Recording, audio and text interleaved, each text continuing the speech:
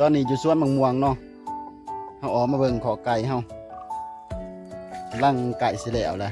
ขอไก่ก็สิประมาณนี้เลยหลังจากเฮาตอกไม้เป็นดิวแล้วแอมสังกะสีตีนมันแล้วเรียบร้อยแล้วเนาะสังกะสีเรือเฮาก็เลยเอามาแอมทั้งเทิงมันเพื่อว่าบังลมบังฝนเวลาไก่เข้ามาอยู่มื้อนี้เฮาก็สิมาเฮ็ดต่อตัวเก่าที่ว่าเฮาเฮ็ดบ่แล้วเนาะก็คือ